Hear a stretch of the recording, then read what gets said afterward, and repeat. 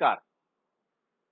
आज अश्विन शुद्ध तृतीया, नवरात्रि का तीसरा दिन, और सहज और सरल भाषा में उपनिषद का परिचय कराने का हमारा जो ये सिलसिला चल निकला है, उसमें आज तीसरा उपनिषद हम लेंगे।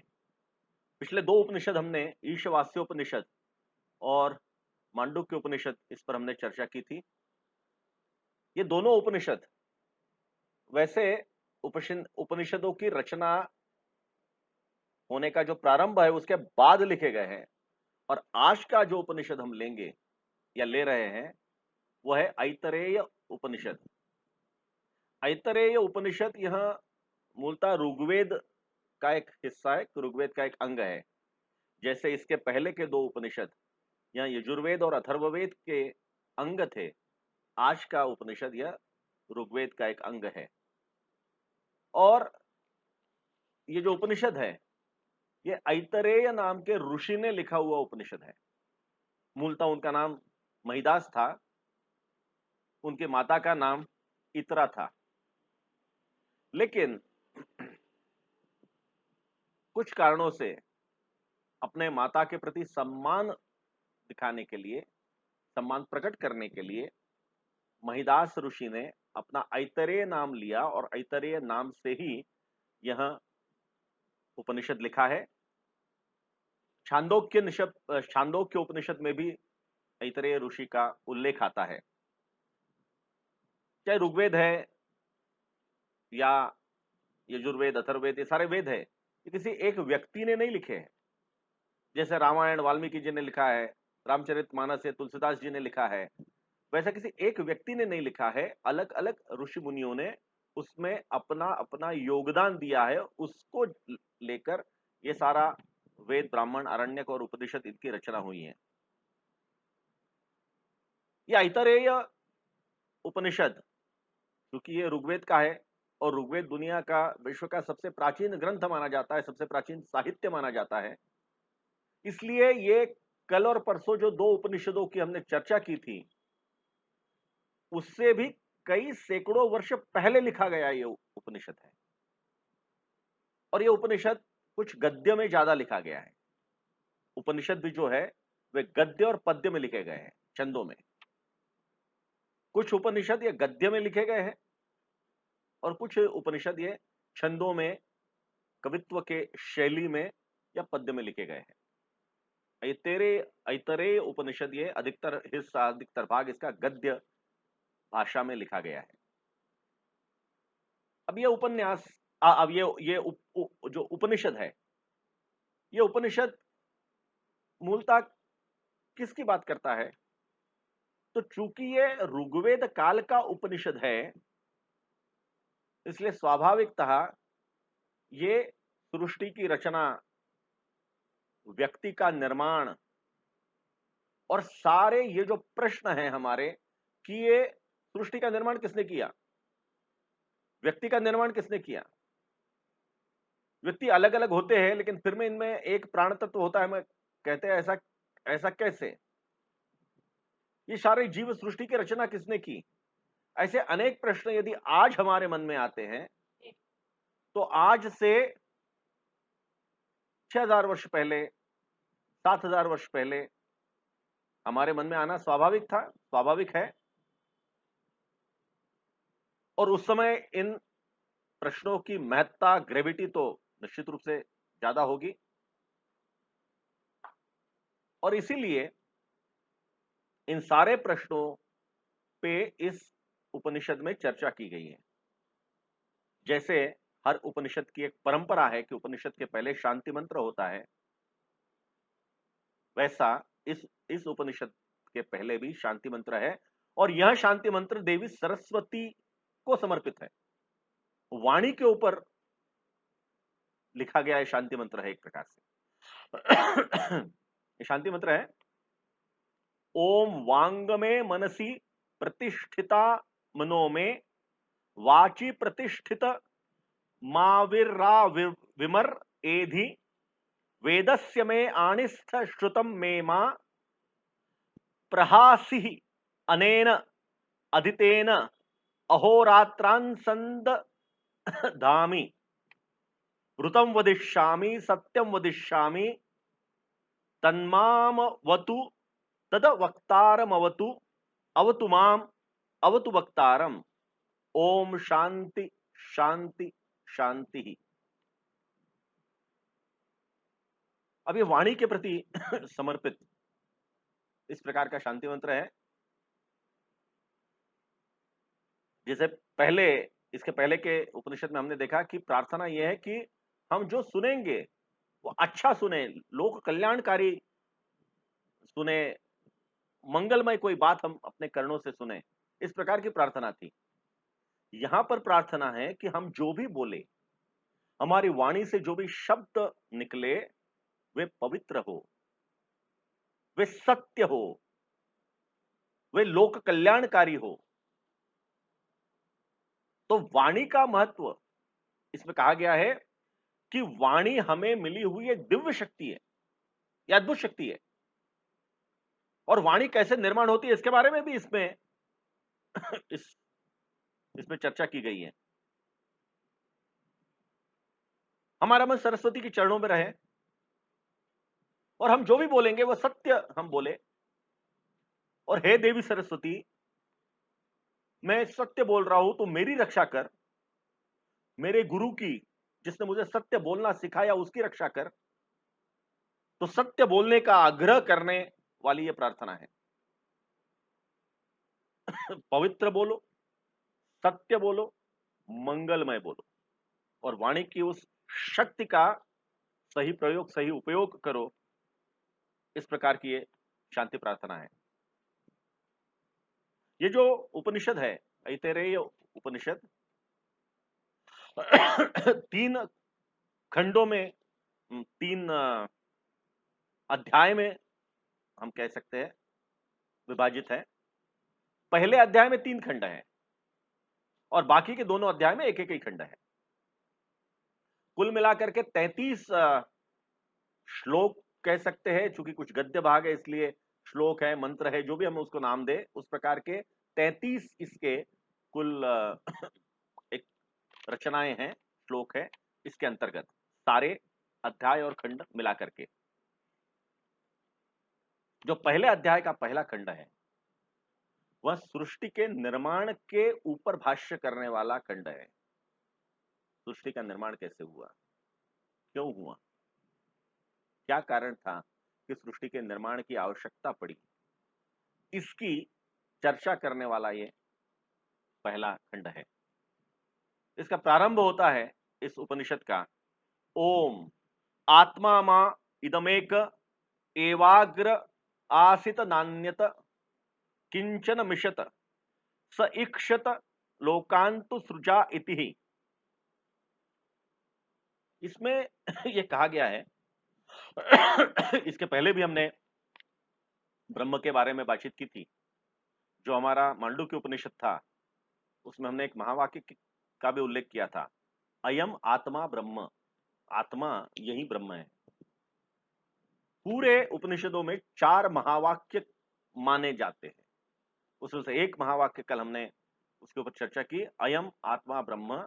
आज इस उपनिषद में एक और महावाक्य का उल्लेख है और वह है प्रज्ञानम ब्रह्म। आगे उसकी चर्चा करेंगे, लेकिन प्रज्ञानम ब्रह्म यह महावाक्य इस उपनिषद में है। तो ब्रह्म के बारे में ऐसा इस उपनिषद में कहा गया है कि इस पहले जब यह सृष्टि नहीं थी, कुछ भी नहीं था, तो ब्रह्म था। ब्रह्म कैसा था, तो ब्रह्म आकारहीन, एक प्रकार से वस्तुहीन, निर्विकल्प, निराकार, इस प्रकार से एक रचना थी। कैसी थी किसी ने देखा नहीं इसलिए बता नहीं सकते, लेकिन ब्रह्म था इसलिए सृष्टि की रचना हुई, सृष्टि का निर्माण हुआ। फिर सृष्टि का निर्माण कैसे हुआ, किस प्रकार से उस ब्रह्म ने सृष्टि के निर्माण का सोचा, किस प्रकार से ये लोकों की निर्माण की निर्मित हुई, स्वर्गलोक की कल्पना की गई, मृत्युलोक जिसमें हम हैं, और जल युक्त पाताल लोक जिसमें समुद्री सारा जीव जंतु, उनका एक लोक, इस प्रकार के 3 लोगों की रचना की गई और उसके ऊपर एक और लोग की कल्पना इसमें की गई है। ये 6-7 हजार वर्ष पहले सृष्टि के क्रमशः उन्नति के बारे में, सृष्टि के क्रमशः विकास के बारे में ये उपनिषद चर्चा कर रहा है।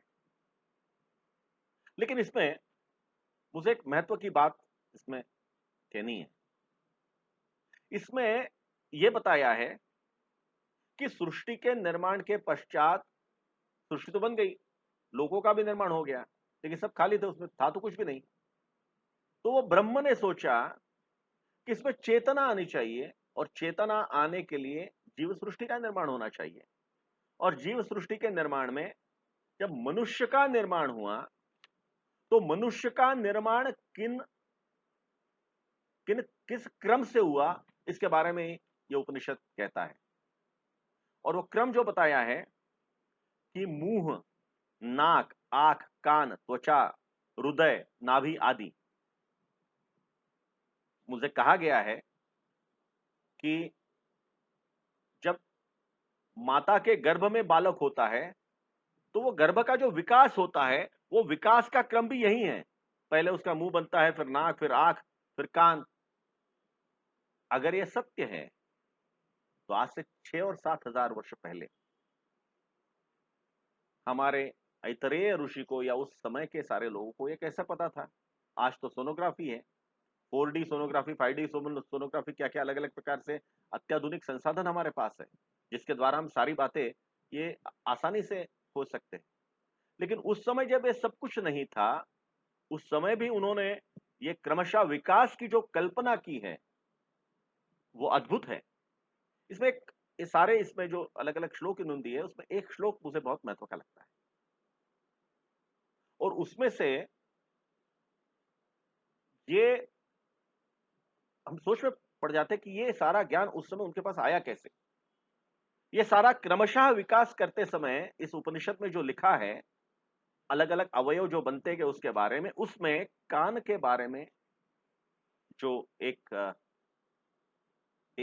लाइन में लिखा गया है वो है कर्णो निर निरभिद्येताम, कर्णो निरभिद्येताम, कर्णाभ्याम श्रोत्रम श्रोत्रात दिशः। इसका अर्थ ऐसा है कि कानों का विकास जो हुआ उसमें सुनना, वाणी, ये तो एक उसका एक मुख्य अंग था, लेकिन उसी के साथ साथ दिशा दर्शक, दिशा की जानकारी रखना, यह भी कर्ण का अंग बताया गया है, कर्ण का कार्य बताया गया है। अब यह अद्भुत है कि वास्तव में आज के जो विज्ञान है उसके अनुसार अगर हम देखें तो कर्ण के 3 भाग होते हैं कान के। बहिर्कर्ण होता है, मध्य कर्ण होता है और अंतःकर्ण होता है। ये जो अंतःकर्ण होता है इसके भी 2 भाग कहलाते हैं। एक भाग रहता है कोक्लिया, कोक्लिया, इस कोक्लिया का काम तो जो श्रवण से संबंधित काम है, जो कान का मूलभूत कार्य है। लेकिन इसके अलावा इसका जो दूसरा भाग होता है अंतःकरण का, यह अंतःकरण को लेब्रिंथ लेब्रिंथ कहते हैं। लेब्रिंथ, जो कोई चिकित्सक, डॉक्टर, ईएनटी स्पेशलिस्ट अगर सुन रहे हैं तो वो मुझे ठीक कर सकते हैं। लेकिन ये जो दूसरा भाग होता है इसमें अर्धवृत्ताकार नलिकाएं होती है और इसका मुख्य काम है चलने फिरने और गिरने के समय दिशा का ज्ञान देना।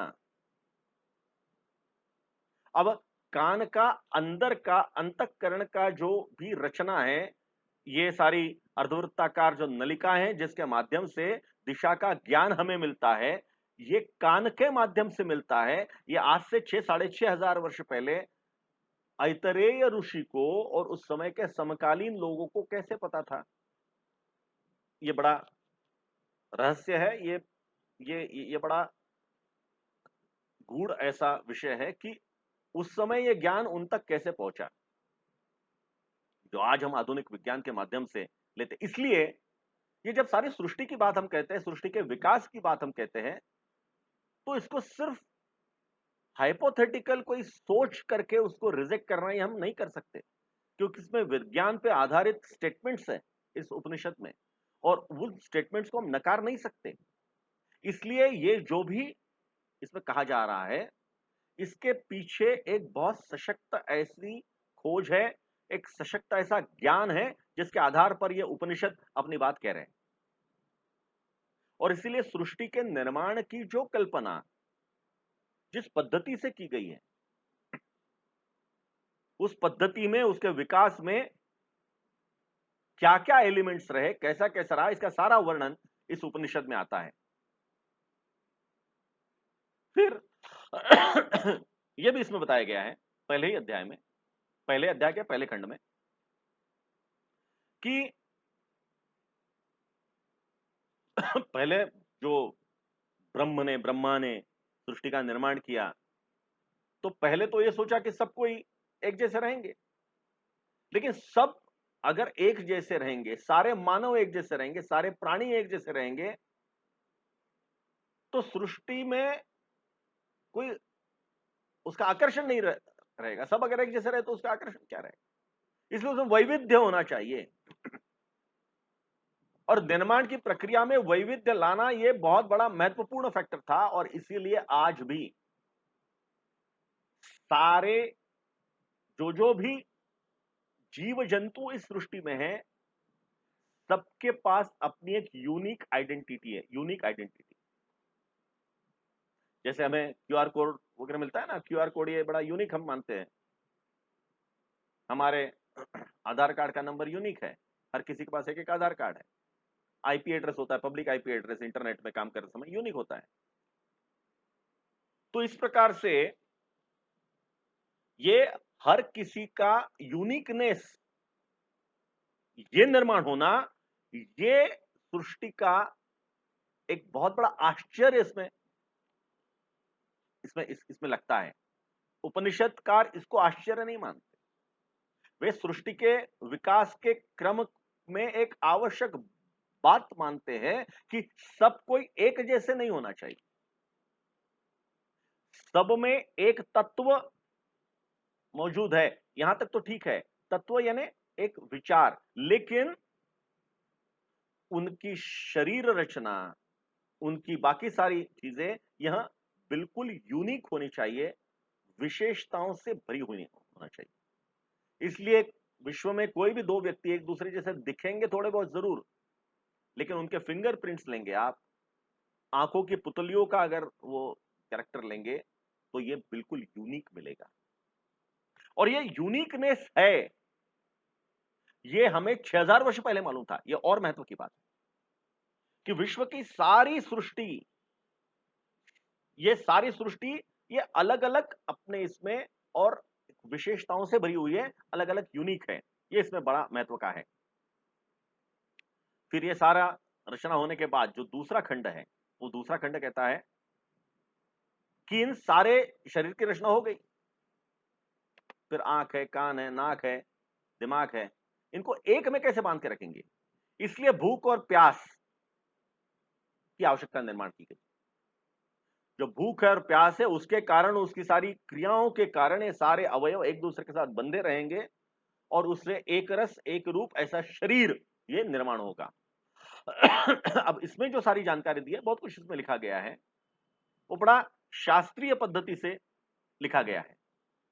जो भूख के बारे में कहा गया है, राजस भूख और तामस भूख।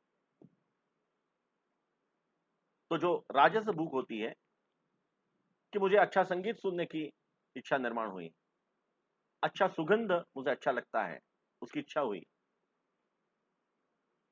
मुझे अच्छे भोजन की, जिससे मेरी रसना तृप्त हुई, ऐसे अच्छे भोजन की मुझे अगर इच्छा होती है, तो वो राजस भूख है। तामस भूख यानी जो गलत पद्धति से, गलत तरीके से मुझे अगर लगता है मैं कुछ करना, किसी के इच्छा के विरुद्ध अगर मैं कुछ करना चाहता हूं, अगर किसी को दुख देने की मेरी तीव्र इच्छा निर्माण हो रही है, तो वो तामस भूख रहेगी। इसलिए राजस भूख, तामस भूख, और इसके आधार पर समाज में अच्छी बातें कौन सी, गलत बातें कौन सी, इसका बड़ा अच्छा वर्णन और विवेचन इस पूरे इसमें आया है। और वो सूत्र वही है, एको हम बहुश्याम, सारे लोग एक नहीं है, अलग अलग है, अलग अलग सोच के, अलग अलग विचार के, अलग अलग शरीर यष्टि के हैं। इसलिए उनकी सोच अलग रहेगी, उनका विचार अलग रहेगा, वे लोग अलग रहेंगे। इसलिए ये सारे अलग अलग प्रकार के लोग भी एक रस और एक हो सकते हैं, उस प्रकार की रचना निर्माण करना, यह भी इसमें कहा गया है। इसलिए एको हम बहुत से हम, सारे लोग अलग रहेंगे और सारे लोग अलग होना यही इस जीव सृष्टि की विशेषता है, यह भी इसमें कहा गया है। तीसरा जो खंड है पहले अध्याय का, इसमें अन्न की निर्मिति, आकारों की निर्मिति, अन्न कैसा निर्माण हुआ, पेड़ पौधे ये कैसे निर्माण हुए, पेड़ पौधों के बारे में दूसरे अध्याय में जरा ज्यादा बताया गया है। लेकिन कुल मिलाकर के अन्न की निर्मिति, अन्न किस प्रकार का होना चाहिए, हम अन्न ले लेकिन उससे शरीर के सारे अवयवों का पोषण भी होता है, या सिर्फ हमने अन्न ग्रहण करने की एक हमें संतुष्टि मिलती है, इसके बारे में भी विवेचन है कि कौन सा अन्न अच्छा, जो शरीर को संपृक्त कर सके, शरीर के सारे अवयवों को पोषित कर सके, वह अच्छा अन्न है। और इसके साथ यह भी कहा गया है कि इस सबके बावजूद भी इस सृष्टि में, इस जीव सृष्टि में उस ब्रह्म का जिसकी हम बात कर रहे हैं, उसका नियंत्रण है। अब नियंत्रण कैसा है, तो शरीर, तो सारे जंगल में ताकतवर कौन है, ताकतवर ये सिंह है, शेर है और हाथी है। अब हाथी भी ताकतवर है, बलाढ्य है, बड़ा है, आकार में बड़ा है, लेकिन हाथी ये शाकाहारी है और शेर या सिंह यह मांसाहारी है। भूखा रहने के बाद भी हाथी मांसाहारी नहीं हो सकता, हाथी हमेशा शाकाहारी रहेगा। और शेर जो है वो, सिंह जो है वो मांसाहारी रहेगा। अब ये किसने तय किया है, क्यों नहीं इस प्रकार की इनकी जो इच्छाएं हैं और ये सारी बदल जाती है। मानव मन विकसित होने के कारण हम शाकाहारी, मांसाहारी, अलग अलग प्रकार की सोच विचार ये कर सकते हैं, लेकिन जो बाकी जीव सृष्टि है, उन जीव सृष्टि के जो नियम बने हैं वे वैसे ही नियम है। कटहल के पेड़ पे कटहल ही उगेंगे, आम के पेड़ से आम ही उगेंगे। हाँ, उसके साथ आजकल के प्रयोगों से हम आम का कुछ स्वरूप थोड़ा बदल सकते हैं, लेकिन पेड़ की जड़ें तो जमीन में ही रहेंगी, वो उसका मूलभूत धर्म है। जड़ें ऊपर पत्ती नीचे, इस प्रकार का तो होता नहीं, होगा नहीं।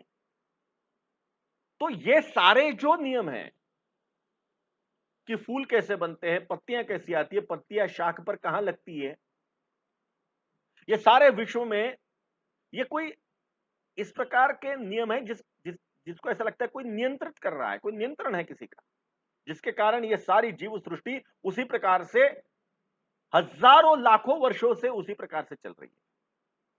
इसलिए वो ब्रह्म है जो नियंत्रण भी कर रहा है सृष्टि पे।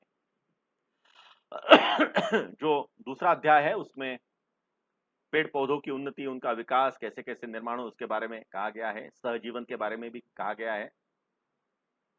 पत्नी को माता के रूप में भी कहा गया है, क्योंकि पत्नी आपके बालक को जन्म देती है तो वो एक प्रकार से आपके वंश को आगे बढ़ा रही है, इसलिए आपका प्रतिरूप निर्माण कर रही है, इसलिए एक प्रकार से आपकी वो माता है। इस प्रकार का भी इस उपनिषद में कहा गया है। तीसरा जो अध्याय है इसका बड़ा महत्वपूर्ण है, वो आत्मा की शक्ति को लेकर है, मन की शक्ति को लेकर है। जो चेतना है सारे सृष्टि में, उस चेतना को लेकर है। जो ग्रहण शक्ति हमारी, मेधा, ज्ञान, बुद्धि, उसके बारे में बात करता है। दृष्टि, अंतर्दृष्टि हमारी कैसी होनी चाहिए, उसके बारे में बात करता है। और सबसे महत्वपूर्ण बात है जिसके ऊपर काफी इसमें चर्चा की गई है, वो धृति के बारे में। धृति यानी कठिन प्रसंगों में भी अड़ीग होकर खड़े रहना और हिम्मत के साथ उन प्रसंगों का और सामना करना। अब ये जो अंत में इसमें दिया गया है कि किस प्रकार से कठिन प्रसंगों में भी आप उसका सामना कर सकते हैं, उसके लिए कैसी आपकी मेधा चाहिए, बुद्धि चाहिए, कैसे आपका शरीर पे आपका नियंत्रण चाहिए, इसके बारे में काफी वर्णन है। और समाज में कठिन प्रसंगों में भी जीने का अगर कोई एक रास्ता है, जीने का कोई अगर ढंग है, तो ये बताने का प्रयास ये उपनिषद हमें कर रहा है। तो जैसा मैंने कहा कि आज से 6 साढ़े 6 हज़ार वर्ष पहले जब सारे बाकी अखिल विश्व में ज्ञान का अंधकार था, हमारे यहाँ ये सारे वेद, उपनिषद इनकी रचना चल रही थी। ऐसे समय में जीव सृष्टि के बारे में, इस सारी सृष्टि समष्टि के बारे में, व्यक्ति के बारे में, व्यक्ति के विकास के बारे में, शरीर की रचनाओं के बारे में या इतरेय उपनिषद ये इतनी सारी बातें हमें बताता है। ये अद्भुत है। आज भी कहना बहुत कठिन है कि इतने वर्ष पहले इनके पास, हमारे पुरखों के पास ये ज्ञान कहाँ से आया। आज के लिए बस इतना ही। कल एक नए उपनिषद के साथ फिर यहीं मिलेंगे इसी समय। बहुत बहुत धन्यवाद।